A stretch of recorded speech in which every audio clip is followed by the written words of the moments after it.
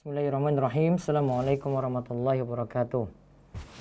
Innal hamdalillah nahmaduhu wa nasta'inuhu wa nastaghfiruh wa na'udzu billahi min syururi anfusina wa sayyiati a'malina. May yahdihillahu fala mudilla lahu wa may yudlil fala hadiyalah.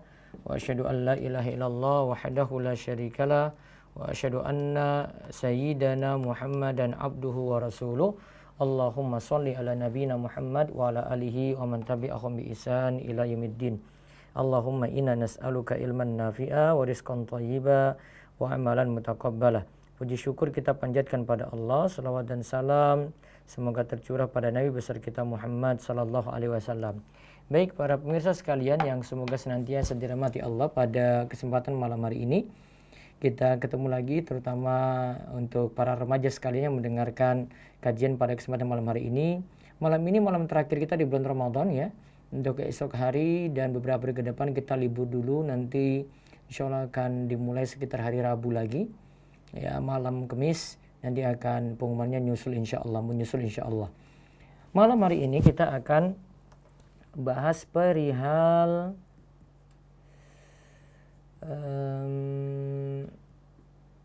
hadis nomor 18. Ini semua barangkali sudah pada menanti. Tema kita malam ini mudah-mudahan jadi ilmu yang manfaat ya. Hadis 18 ini singkat, namun kandungannya, faedahnya begitu luar biasa sehingga kita bisa ambil pelajaran-pelajaran penting di dalamnya. Saya sebutkan dulu hadisnya. Di hadis 18 ini bisa cek juga di rumayso.com ya. Cari dengan kata kunci hadis 18 dari Arba'in. Dari Abu Dzar, Jundub bin Junadah, wa Abu Abdurrahman Mu'adz bin Jabalin radhiyallahu anhuma an Rasulillahi sallallahu alaihi wasallam qala ittaqillah haitsu ma kunta wa atbi as-sayyi'ata al-hasanata tamhuha wa khaliqin nasa bi khuluqin hasanin. Rawahu Tirmidzi wa qala hadisun hasan wa fi ba'din nusakhi hasanun sahih. Dari Abu Dzar, Jundub bin Junadah dan Abu Abdurrahman Mu'adz bin Jabalin radhiyallahu anhuma. Rasulullah sallallahu alaihi wasallam beliau bersabda, bertakwalah kepada Allah di mana saja engkau berada. Pertama ya.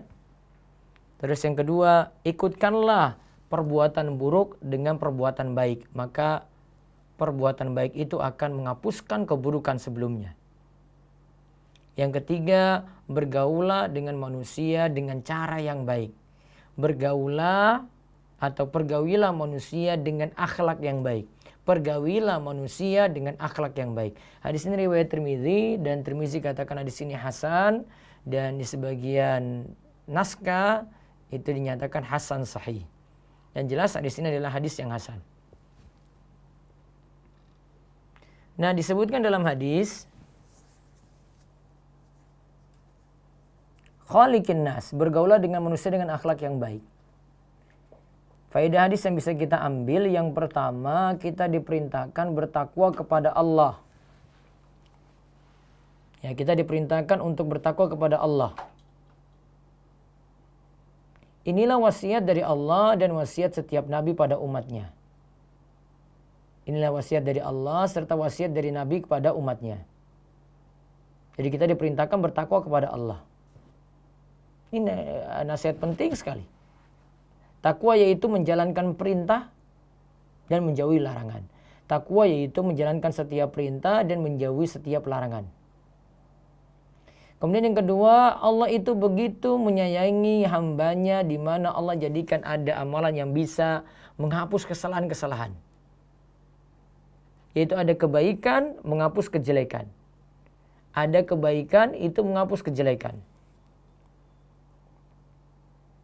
Kebaikan di sini ada yang mengatakan adalah taubat.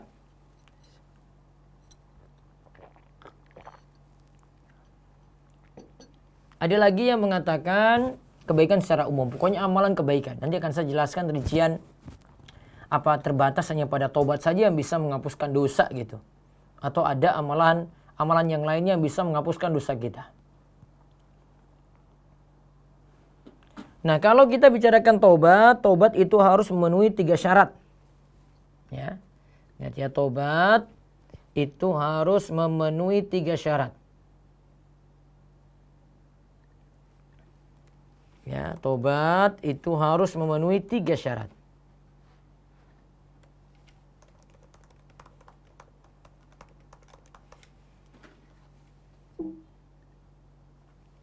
Ini selalu dicatat baik-baik ya. Setiap yang saya rinci-rinci ini nanti akan keluar di kuis nih.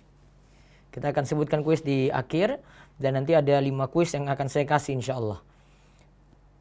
Kata Ibnu Katsir, syarat tobat itu ada 3. Yang pertama menyesal, yang kedua kembali taat, yang ketiga bertekad tidak mau mengulangi lagi. Saya ulang ya, syarat tobat itu ada 3. Yang pertama menyesal yang telah lalu, kemudian saat ini kembali taat, kemudian yang ketiga bertekad tidak mau mengulangi lagi. Menyesal, kembali taat, bertekad tidak mau mengulangi lagi. Nah kemudian ini tentang masalah tadi ya, kebaikan menghapuskan kejelekan tadi ya. Terus ini bisa dihapus juga dengan taubat, yaitu taubatan nasuha, taubat yang murni. Taubat nasuha itu kata Ibnu Katsir tadi jika memenuhi 3 syarat. Menyesal, kembali taat, bertekad tidak mau mengulangi lagi. Lalu yang ketiga, kita diperintahkan wa khaliqin nasa bi khuluqin hasan. Bergaulah dengan manusia dengan akhlak yang baik. Akhlak yang baik itu berupa apa saja? Di sini para ulama sebutkan ada 3 ini. 3 ini disebutkan karena sederhana ya. Yang pertama bermuka manis. Akhlak yang baik itu apa? Berupa bermuka manis. Yang kedua berbuat ma'ruf, berbuat baik. Dan yang ketiga tidak mengganggu orang lain. Saya ulang ya. Berakhlak yang baik itu bagaimana? 1. Bermuka manis. 2. Berbuat baik, berbuat ma'ruf. 3. Tidak mengganggu orang lain.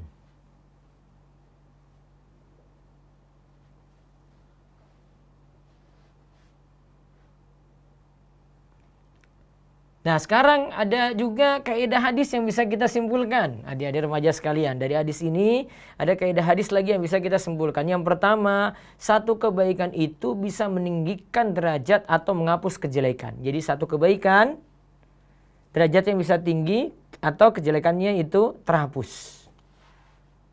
Satu kebaikan ya, bisa meninggikan derajat atau bisa menghapuskan kejelekan. Yang kedua dalam kaidah bergaul. Di sini disebutkan bergaulah dengan manusia dengan cara yang kita suka. Di mana kita suka diperlakukan seperti itu. Atau kata para ulama, amilin nas bima tuhibbu ayyu'amiluka. Bergaulah dengan manusia dengan cara yang kita suka diperlakukan seperti itu. Kalau kita senang orang lain itu senyum pada kita ketika ketemu, tidak mukanya cemberut, maka kita lakukan pada orang lain seperti itu juga. Kalau kita senang orang lain itu memberikan kita hadiah, ada spesial, maka kita juga memberikan dia itu hadiah. Ya seterusnya, betul-betul kebaikan seperti itu. Kita perlakukan seperti diri kita sendiri, kita terapkan untuk orang lain.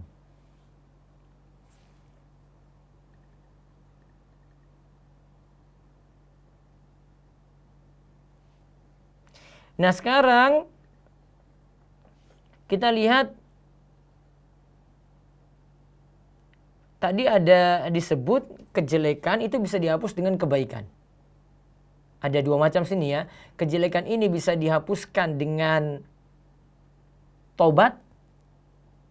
Ya. Kejelekan ini bisa dihapuskan dengan taubat. Ini menurut jumhur ulama.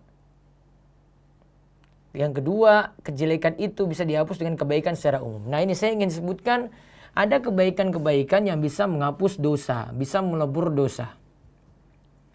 Kalau lihat dari penjelasan Ibnu Taimiyah dalam Majmu' Fatwanya, ada sekitar 10 macam kebaikan yang bisa menghapus dosa. Ada sekitar 10 kebaikan yang bisa menghapus dosa. Apa saja itu? Pertama, dosa bisa terhapus karena taubat.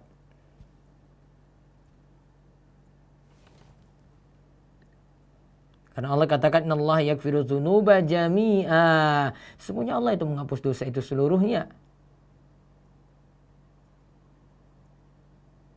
Innallaha yaghfiru dzunuba jami'a. Az-Zumar ayat 53. Terus yang kedua adalah istighfar.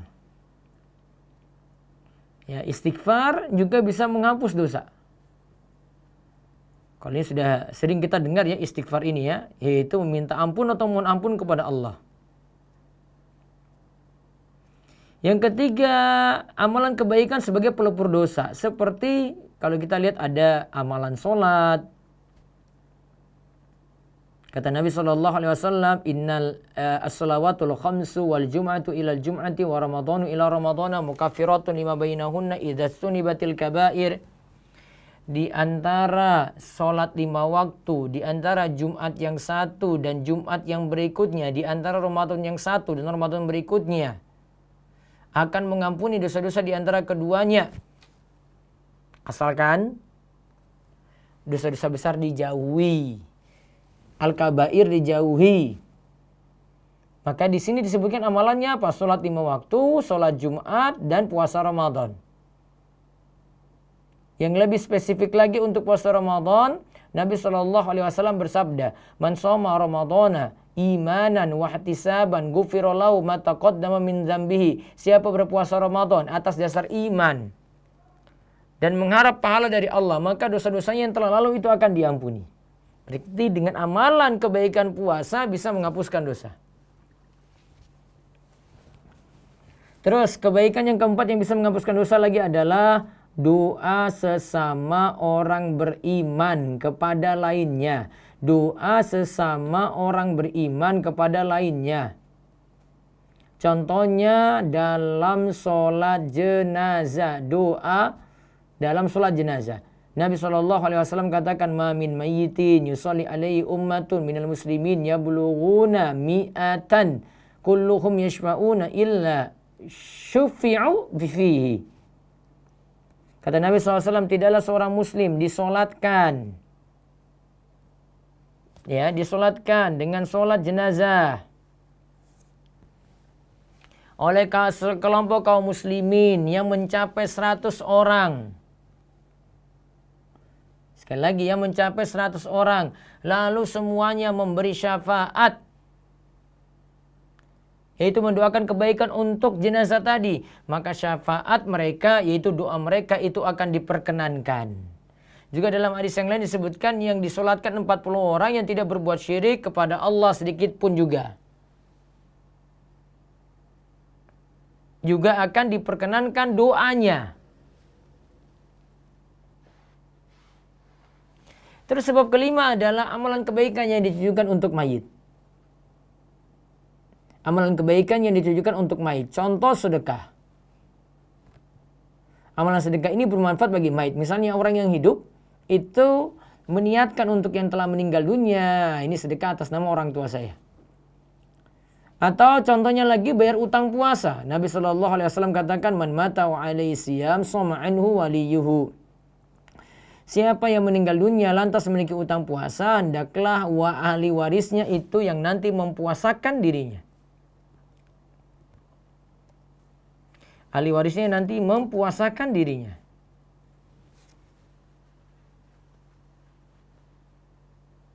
Kemudian sebab keenam lagi terhapusnya dosa adalah syafaat Nabi SAW.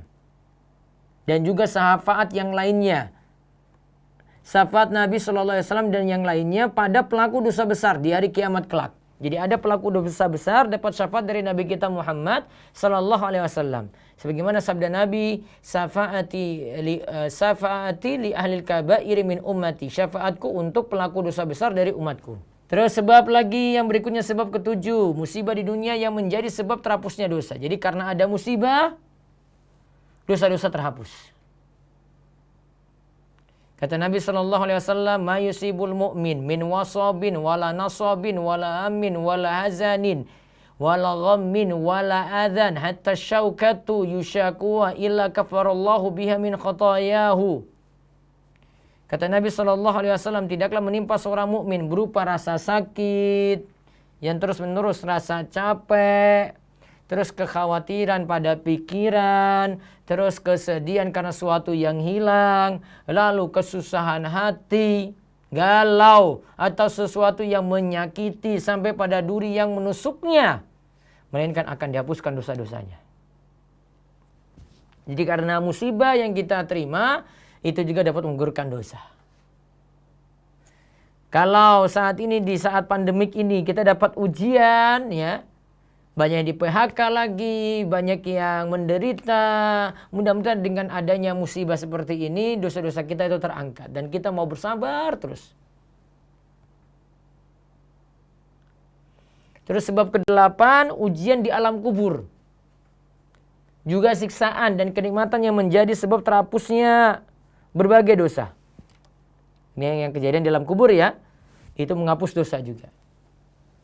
Sebab ke-9, kengerian dan kesulitan pada hari kiamat. Kengerian dan kesulitan pada hari kiamat. Terus sebab ke-10, rahmat dan ampunan dari Allah tanpa sebab yang dilakukan oleh hamba. Jadi cuma sekadar rahmat dan ampunan dari Allah tanpa sebab yang dilakukan oleh hamba. Jadi kalau kita lihat 10 sebab ini intinya untuk terhapusnya dosa bukan hanya dengan taubat. Ternyata masih ada 9 yang lainnya. Ada situ taubat, yang pertama, yang kedua istighfar, yang ketiga amalan kebaikan, yang keempat doa sesama, yang kelima itu amalan kebaikan yang diberikan pada orang yang telah meninggal dunia, yang ditujukan untuk mayit. Yang keenam itu syafaat Nabi dan lainnya pada pelaku dosa besar. Yang ketujuh itu musibah di dunia yang menjadi sebab terhapusnya dosa. Yang kedelapan ujian di alam kubur. Yang kesembilan kengerian pada hari kiamat. Yang kesepuluh rahmat dan ampunan dari Allah.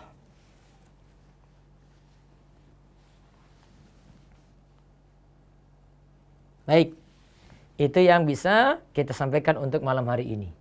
Nah, selanjutnya 20 menit ke depan kita siapkan untuk kuis. Saya mohon bisa remaja dipersilakan lebih dahulu. Nanti yang mau bertanya nanti setelah kuis ini nanti akan kami sampaikan ya. Saya sebutkan dulu pertanyaannya ya.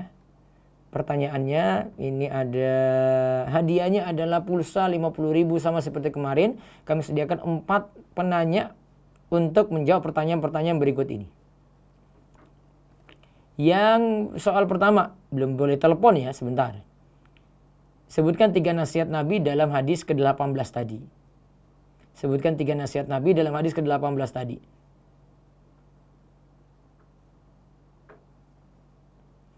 Yang kedua,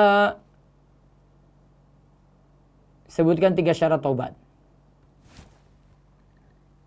Ya, sebutkan 3 syarat taubat. Sebutkan 3 syarat taubat.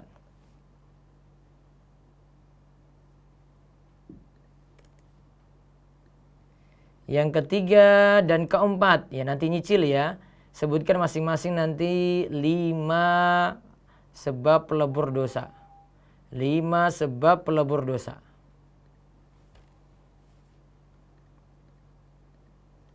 Kalau ada yang satu lagi kesempatan, berarti kuis kelima ini. Sebutkan 3 contoh atau apa bentuk akhlak yang baik atau akhlak yang mulia. Tadi sudah sebutkan ada 3 ya. Saya ulang pertama, kuis pertama. Sebutkan 3 nasihat Nabi dalam hadis ke-18. Yang kedua, sebutkan 3 syarat taubat. Yang ketiga, apa saja pelebur dosa. 3 dan 4 nanti incil ya, masing-masing 5. Totalnya ada 10. Jadi kalau ada yang sudah jawab yang 5 pertama, berarti sisa yang berikutnya dia jawab 5 lagi yang berikutnya. Terus yang kuis kelima tentang bentuk akhlak yang baik seperti apa. Ada 3 tadi saya sebutkan. Baik, kami persilakan untuk menghubungi 0812 281 85131. Silakan. Assalamualaikum. Halo, Assalamualaikum warahmatullahi wabarakatuh. Ya, dengan siapa di mana? Dengan Kelvin di Bogor. Nah, mau jawab kuis? Iya, Ustaz. Kelvin di Bogor. Umur berapa Kelvin? Yang nomor 2 aja, syarat-syarat obat. Umur berapa sekarang? Masih 18 tahun, Ustaz. Taib. Apa tadi yang mau dijawab? Syarat-syarat obat ada 3. Yang pertama, menyesali perbuatan dosa tersebut. Yang kedua, kembali taat. Yang ketiga, bertekad tidak akan mengulanginya lagi. Ya, coba diulang 3 syarat tadi. 1. Menyesali perbuatan dosa tersebut. Iya, menyesali yang telah lalu. Terus kedua, Kembali taat kepada Allah. kembali taat. 3, Bertekad tidak bertekad tidak mau mengulanginya lagi. Taib. Ada pertanyaan, Kelvin? Ini Ustaz, Iya. bagaimana supaya tidak terbawa arus dengan dekat sama akhwat? Ya sibukkan waktu. Biasanya orang-orang nganggur yang sibuk dengan akhwat nantinya itu. Terus tambah ilmu, makin tambah ilmu kan makin takut pada Allah. Innama yakhsyallaha min ibadihi al-ulama. Sungguhnya yang paling takut pada Allah itu adalah orang yang mempunyai ilmu, para ulama gitu. Sibukkan waktu untuk hal yang baik itu biar nggak pikiran awal terus. Terus jaga mata baik-baik. Bagaimana cara memilih kajian itu? Soalnya banyak sekali kajian online sekarang. Milih yang prioritas yang nanti kamu butuh, bukan yang kamu butuh. Kalau ada pelajaran yang terlalu tinggi, cari yang sederhana aja. Terus kalau saran saya pakai yang sistematik, ya, yang belajarnya berturut-turut. Ini nomor hadis 1 sampai 18. Ini kan sudah berturut-turut nih. Iya, gitu. Cukup Kelvin ya. Dikirim nomor yang akan diisi pulsanya segera ke nomor ini ya, nomor telepon DS ini di WA-nya. Matur nuwun, ya. Baik, kesempatan yang kedua, kuis yang satu tadi sudah dijawab, sebutkan 3 syarat taubat. Masih ada pertanyaan, sebutkan 3 nasihat Nabi dalam hadis 18. Terus apa saja pelebur dosa? Ya, terus apa saja bentuk akhlak yang baik? Baik, ada lagi? Silakan. Assalamualaikum. Waalaikumsalam, Ustaz. Dengan siapa di mana ini? Dengan Sri di Palembang. Sri di Palembang, ya. Umur berapa Sri yang kemarin? Aduh saya lupa umurnya. Umur 21, Ustaz. Ya silakan Sri. Mau jawab yang mana? Yang nomor 1. Kuis nomor 1. Sebutkan 3 nasihat Nabi dalam hadis ke-18. 3 nasihatnya itu, kalau Rasulullah SAW, istaqilah semua perintah, bertakwalah kepada Allah dimanapun kamu berada. Ya. Wasbi sayyi'ata hasanata tamhuha. Ya. Dan iringilah keburukan dengan kebaikan. Ya. Niscaya kebaikan akan menghapus keburukan itu. Wa khaliqin nasa bi khuluqin hasanin. Dan pergaulilah manusia dengan akhlak yang baik. Ya. Sudah? Ada pertanyaan lagi? Ada, Ustaz. Ada? Ya silakan. Kan anak kan ada teman akhwat. Nah, teman anak ini dia itu punya teman waktu SMP-nya dulu. Nah, Ya. teman anak ini tapi punya teman ikhwan gitu, Ustaz. Teman anak yang akhwat ini punya teman ikhwan. Terus teman anak ini pengen ikhwan itu hijrah mengenal ke salaf. Jadi solusinya bagaimana, Ustaz? Sedangkan di pergaulannya itu atau di lingkungannya itu sangat menentang dakwah sunnah. Jadi mohon solusinya, Ustaz. Siapa yang menentang dakwah sunnah tadi? Si ikhwannya itu? Maksudnya di lingkungannya. Jadi takutnya itu sulit untuk ngajaknya mengenal sunnah. Ya tetap diajak saja, nanti tinggal dia menyesuaikan saja. Gitu, tapi sarankan untuk belajar dasar terlebih dahulu. Halo? Iya, Ustaz. Iya, sarankan untuk belajar dasar terlebih dahulu. Namun kalau mau ngajak itu baiknya suruh laki-laki yang ngajak, jangan perempuan, punya resiko besar nantinya. Cukup, nanti si Sri nanti silahkan dikirim nomornya di nomor ini ya, biar nanti diisi pulsanya. Matur nuwun. Nggih. Baik. Monggo jika ada yang mau telepon lagi, yang mau jawab kuis, masih ada kesempatan. 2 lagi. Yuk.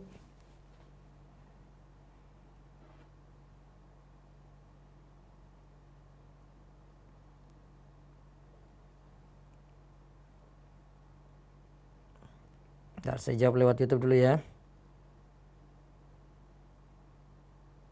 2 lagi. Bagaimana hukum membeli tas menggunakan bahan poliuteran, leather atau kulit sintetis buatan manusia tapi menyerupai kulit binatang? Apakah diperbolehkan? Boleh-boleh saja kalau bahannya seperti ini bukan kulit binatang, apalagi binatang buas ya. Yang dilarang kalau kulit binatang buas asli. Ya, assalamualaikum. Waalaikumsalam warahmatullahi wabarakatuh, Ustaz. Dengan siapa ini? Yusuf, Ustaz. Yusuf, silakan. Ya. Masih ada, Ustaz, kuisnya? Masih. Mana yang kamu mau jawab? Tinggal yang apa, Ustaz? Tinggal pelebur dosa, sebutkan 5. Terus akhlak yang baik. Akhlak yang baik. Dipilihkan saja, Ustaz, yang mana, Ustaz, apa? Nah, pelebur dosa sebutkan 5. Berdosa dengan taubat yang pertama, Ustaz. Taubat, terus yang kedua? Istighfar, Ustaz. Istighfar, ketiga?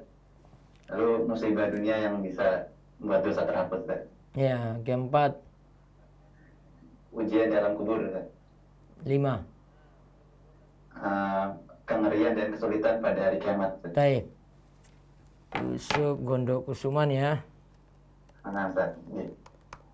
Ya, terus mau tanya apa?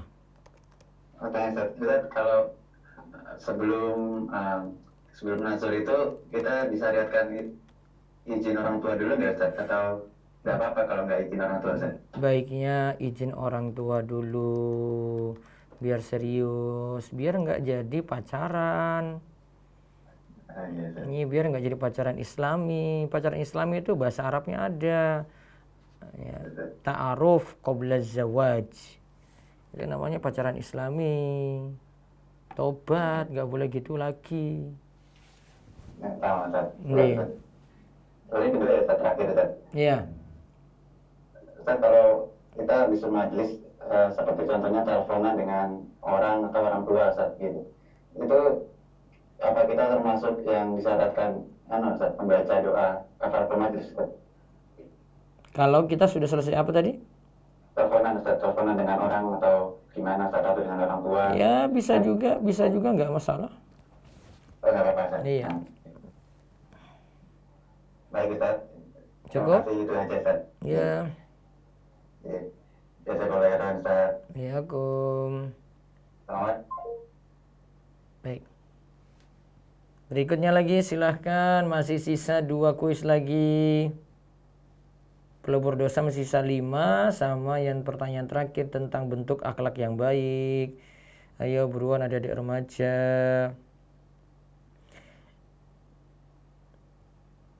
Apakah perlu wudhu kembali jika hendak mengulangi sholat yang harus diulangi tapi keadaannya belum batal? Kalau belum batal ya tidak mesti diulangi, mau ulangi juga nggak masalah. Bagaimana Ustadz kalau di klaster rumah anak mengadakan sholat id, namun pada saat sholat setiap jamaah diberi jarak, apakah anak harus datang atau lebih baik sholat di rumah? Nanti lihat saran dari pemerintah ya. Pemerintah sarankan gimana. Kalau pemerintah setempat bilang di rumah saja, ya cukup di rumah saja. Baik, silakan. Assalamualaikum. Waalaikumsalam, Ustaz. Dengan siapa ini? Via, Ustaz, Jakarta. Vio. Via. Via. Iya. Via Jakarta, umur berapa? Umur 29, Ustaz. 29.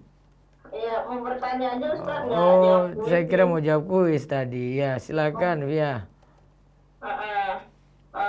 Sebelumnya Ana mau tanya nih, Ustaz. Iya. Misalnya teman Ana itu dia pengen belajar agama nih, Ustaz. Iya. Cuman dia belum bisa ngaji gitu. Ngaji cuman masih terbata-bata. Nah, ada referensi nggak, Ustaz? Dia sih umurnya udah 30-an gitu, Ustaz. Ya, belajar ngaji dulu, itu lebih penting. Terus sambil belajar ilmu agama, akidah, fikih ibadah gitu. Kalau dia pengen mondok gitu gimana, Ustaz? Cuman kan kebetulan dia ini punya istri nih, Ustaz. Ya, kalau punya istri agak sulit lah. Cukup ngundang guru privat atau mungkin ada pengajian-pengajian di masjid yang ngajarkan Al-Quran khusus untuk orang yang sudah dewasa, ikut kayak gitu. Oh, gitu ya, Ustaz ya. Iya. Iya. Oh, iya. Ya udah saya infoin. Terus Ustaz mau nanya lagi nih, Ustaz. Iya. Saya kan anak rantauan di Jakarta. Iya. Cuman saya bayar zakat fitrahnya itu di kampung gitu Ustaz. Gimana boleh nggak sih Ustaz itu? Ya, dari sisi sah tetap sah. Ya. Kalau sisanya tetap sah. Oh gitu. Iya, Kalau satu lagi boleh nggak Ustaz? boleh. Kalau ini Ustaz, kan anak juga kalau perantau itu pulangnya kan sekali setahun. Ji. Jadi pas kebetulan anak kalau ziarah kubur itu kan katanya disunahkan, cuman nggak boleh momen-momen tertentu tersebut. Nah Iya. misalnya pas anak ziarah kubur ke kubur orang tua, gitu momennya pas lebaran gitu Ustaz, itu gimana Ustaz? Kalau itu bukan jadi tujuan utama tidak masalah. Kalau itu bukan tujuan utama tidak masalah, tapi jangan khususkan waktu tertentu, bebas waktunya. Oh, jadi nggak pas lebaran gitu ya, misalnya diselisin kayak 2 hari setelah lebaran gitu nggak masalah ya Ustaz ya? Iya, nggak masalah. Oh ya udah deh Ustaz, makasih Ustaz. Ji. Ya, assalamualaikum. Waalaikumsalam warahmatullahi wabarakatuh. Baik, ada lagi yang mau telepon anak remaja, masih ada 2 kesempatan. Monggo kami tunggu.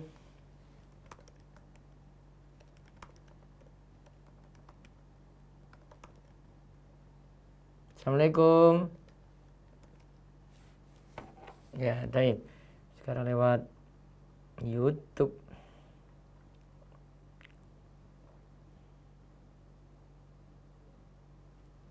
Ada. Assalamualaikum. Waalaikumsalam Ustaz. Dengan siapa di mana ini? Dengan Paskia di Jogja. Siapa? Paskia. Saskia. Paskia. Taskia. Iya. Taskia di Jogja. Umur berapa ini? 19. Ingin bertanya Ustaz. Enggak mau jawab kuis. Belum. Iya, ini masih ada nih. Tadi nyatat nggak? Enggak Ustaz. Aduh. Mau bertanya aja. Oh, kalau gitu bertanya aja, monggo. Bolehkah misalnya seorang akhwat menjadi desainer freelance, web designer yang kerjanya di rumah, tapi kliennya mungkin ada yang cowok gitu, bagaimana yang hukumnya Ustaz? Apa ini desainer apa itu? Website, kayak aplikasi gitu. Kliennya cowok ya. Kalau tidak timbul fitnah nggak masalah.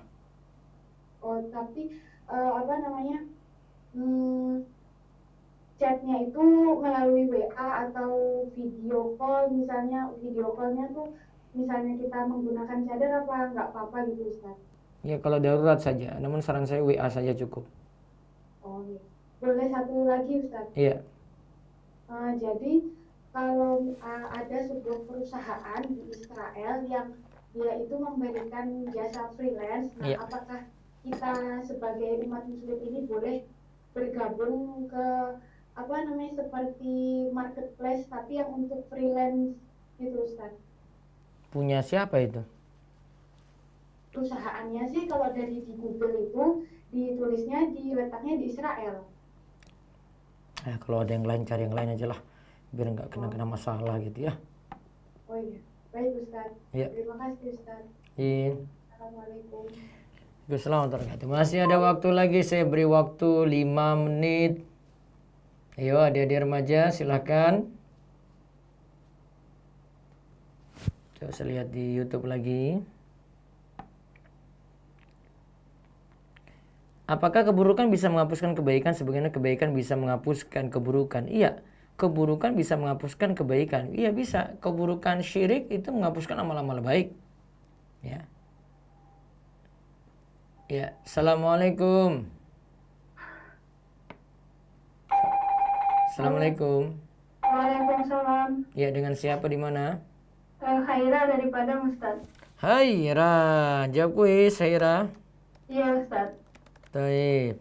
Sisa pertanyaannya, sebutkan pelebur dosa yang masih ada, kurang 5 lagi.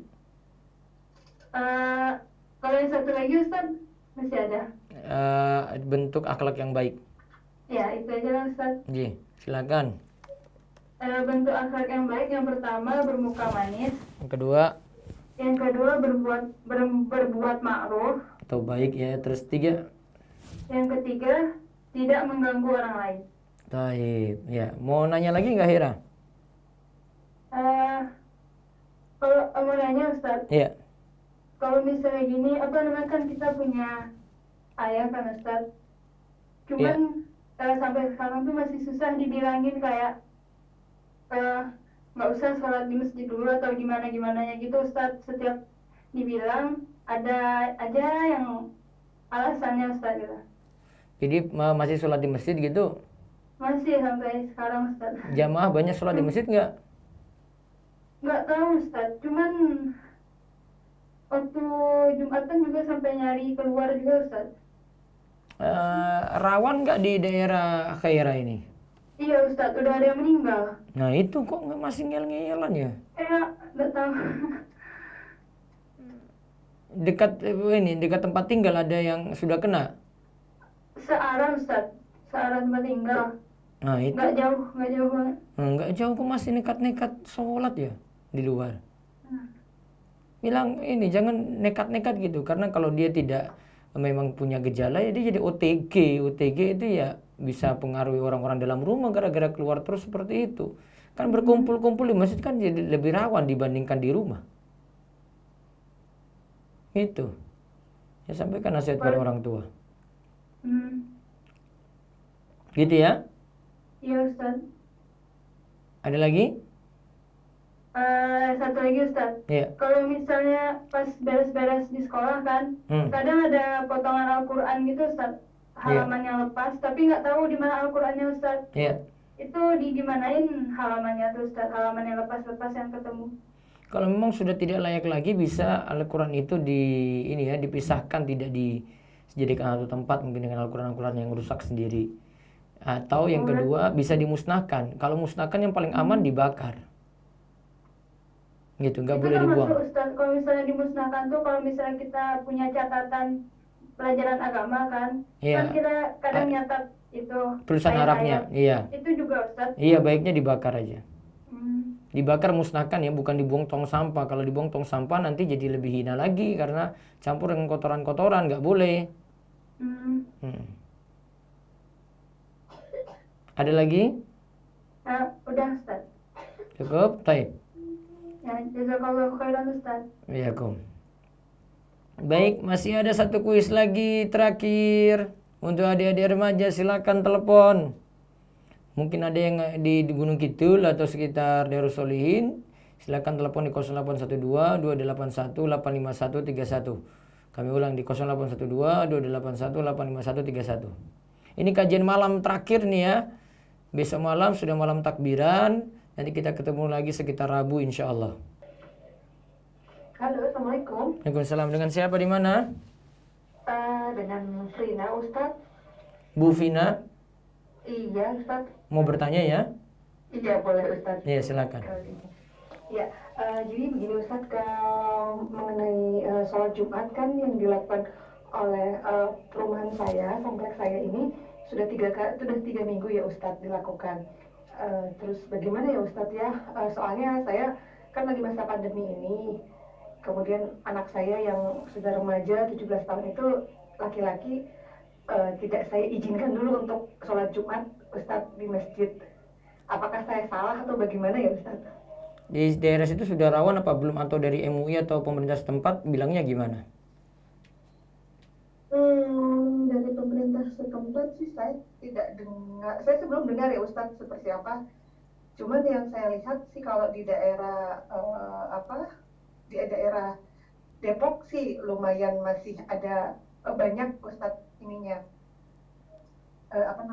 penularannya lumayan untuk pandemi ini. Iya memang zona merah sih itu Bu.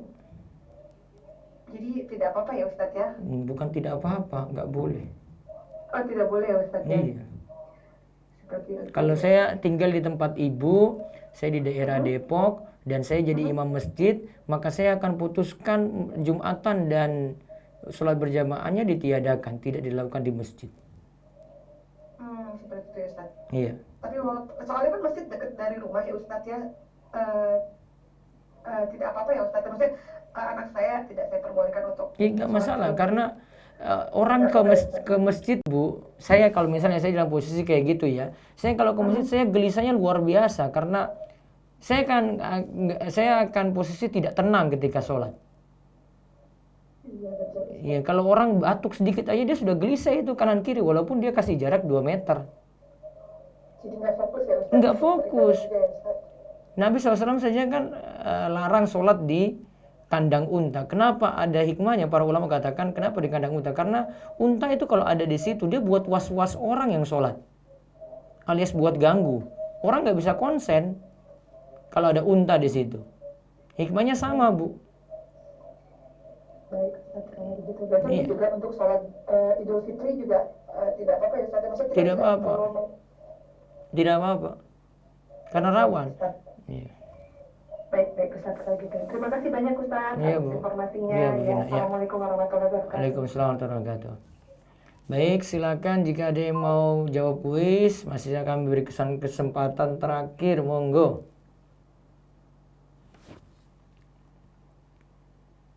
Ustaz, apakah boleh doa Allahumma innaka afuwun dibaca setiap sujud sholat? Dibolehkan.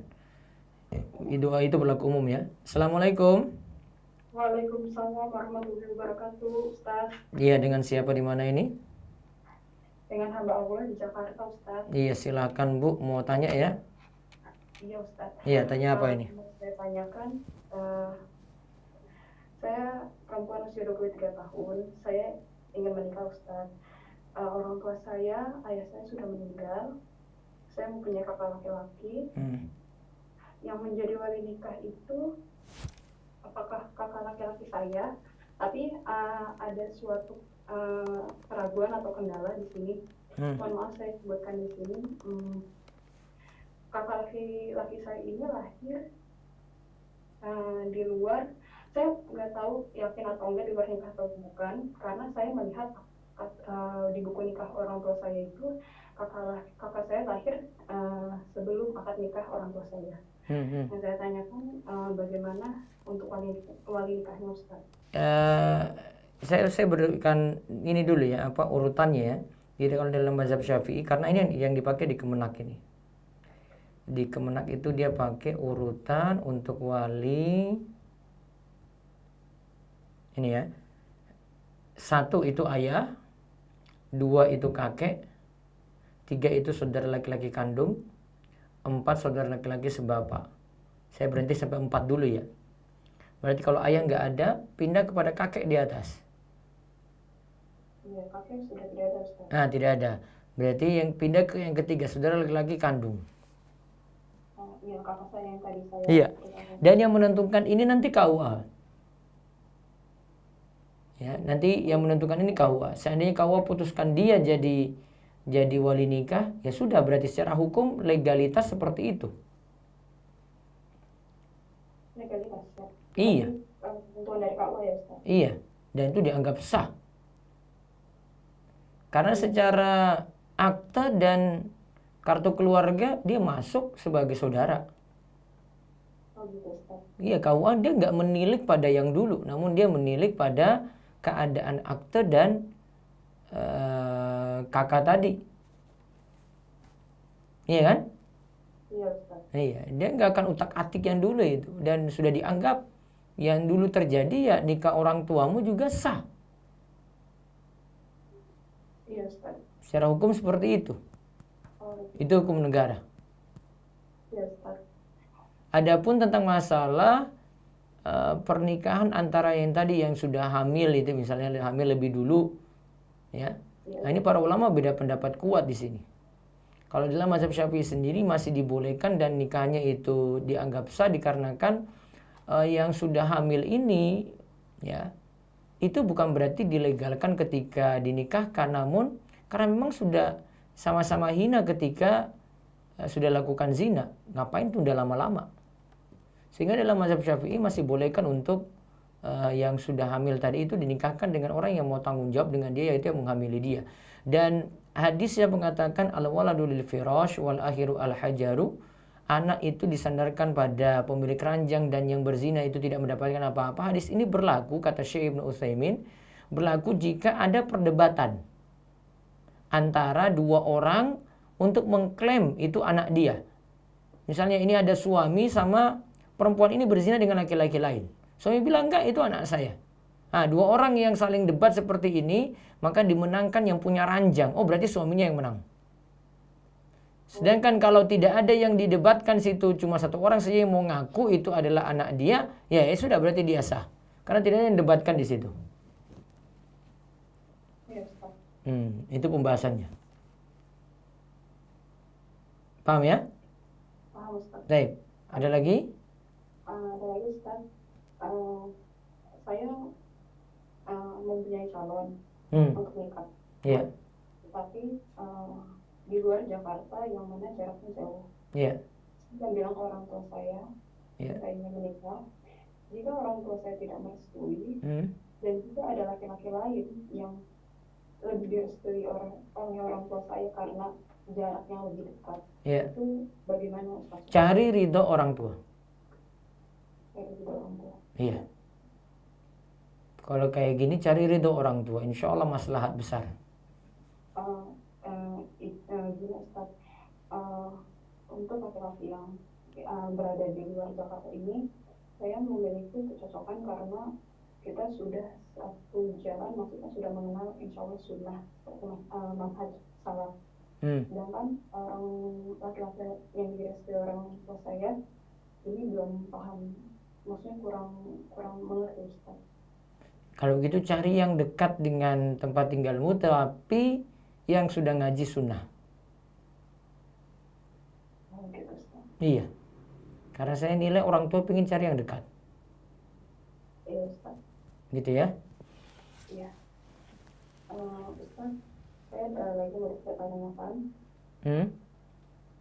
Jika saya seorang PNS di bagian pelayanan, jika orang yang kita layani setelah kita berikan pelayanan memberikan uang, bukan tujuan untuk mendukung dan sebagainya, apakah itu boleh kita menerima?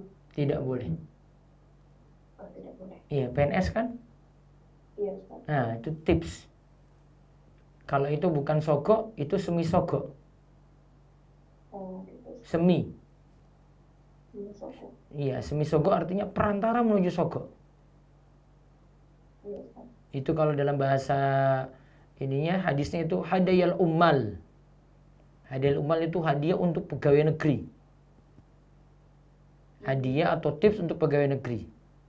Itu nggak boleh. Disebut gululun. Itu hadiah khianat. Iya, Ustaz. Paham ya? Paham, Ustaz. Cukup? Cukup, Ustaz. Terima kasih banyak, Ustaz, Iya. atas jawabannya. Baik, kami rasa cukup untuk kajian pada malam hari ini. Telah berhasil mendapatkan hadiah. Nanti pulsa insya Allah akan dikirim, yaitu Rp50.000. Silahkan nanti kirim nomor HP. Yang pertama Kelvin di Bogor, 18 tahun. Sri di Palembang, 21 tahun. Yusuf Gondokusuman, ya, terus Khaira di Padang. Silakan kirimkan nomor HP di nomor Radio DS 0812 281 85131 di nomor ini ya, WA. Setelah itu nanti insya Allah akan segera dikirim pulsanya. Demikian, mudah-mudahan manfaat. Besok pagi insya Allah ada tema menarik. Kita bahas tentang masalah zakat langsung ke pembahasan konsultasi. Jadi selama 1 jam kita langsung mulai dengan konsultasi. Bisa telepon dari sekitar jam 5:15 sampai jam 6. Ya, sekitar 45 menit. Monggo dimanfaatkan waktu tersebut untuk tanya jawab masalah zakat yang belum dipahami. Demikian kita cukupkan. Kita tutup dengan doa kafaratul majlis. Subhanakallahumma bihamdika asyhadu an la ilaha illa anta astaghfiruka wa atubu ilaik. Assalamualaikum warahmatullahi wabarakatuh.